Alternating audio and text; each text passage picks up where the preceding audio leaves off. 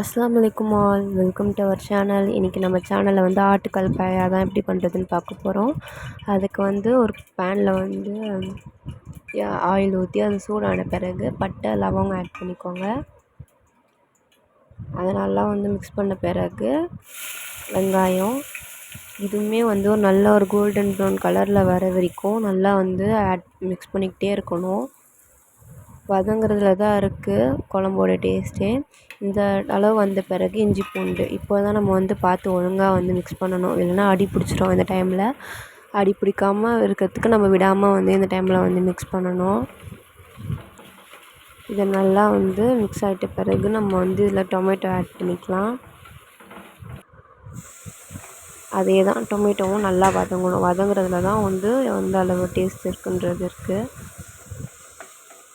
நல்லா சுருங்கி வர அளவு நம்ம வந்து வதக்கிப்போம்.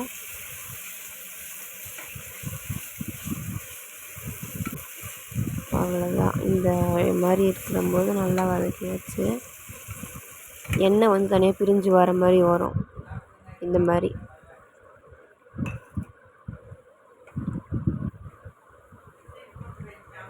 இந்த டைமில் நம்ம வந்து இதில் வந்து கொத்தமல்லி புதினா அது ரெண்டும் வந்து ஆட் பண்ணிக்கோங்க. அதுவுமே வந்து நல்லா வதங்கணும். ஒரு சுருங்கி அந்த இதெல்லாமே சுருங்கி வர அளவு நம்ம வந்து வதக்கிக்கோங்க. இந்த மாதிரி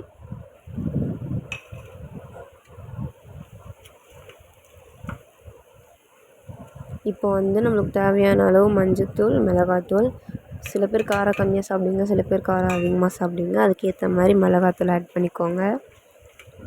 நல்லா மிக்ஸ் ஆகிட்ட பிறகு ஆட்டுக்கால், நம்ம கழுவி வச்சுருக்க ஆட்டுக்கால் ஆட் பண்ணிக்கலாம்.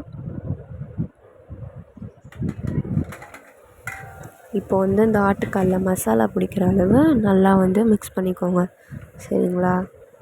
நல்லா வந்து கலந்துக்கணும். இந்த மாதிரி அது கலந்த பிறகு நம்மளுக்கு எந்த அளவு குழம்பு வேணுமோ அந்த அளவு தண்ணி வந்து நம்ம வந்து இதில் வந்து ஆட் பண்ணிக்கலாம்.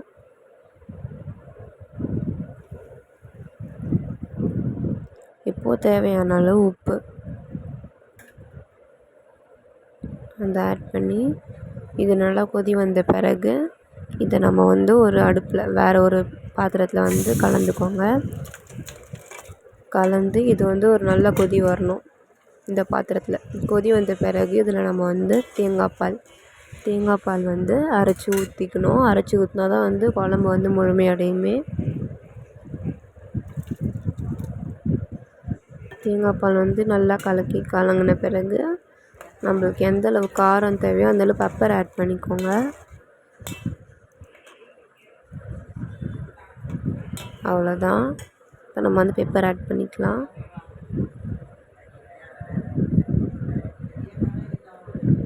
நம்ம காரம் கொஞ்சம் கம்மியாக தான் சாப்பிடுவோம், அதனால் கம்மியாக நாங்கள் ஆட் பண்ணிக்கிறோம். நீங்கள் அதிகமாக சாப்பிட்றவங்களா இருந்தால் அதிகமாக ஆட் பண்ணிக்கோங்க.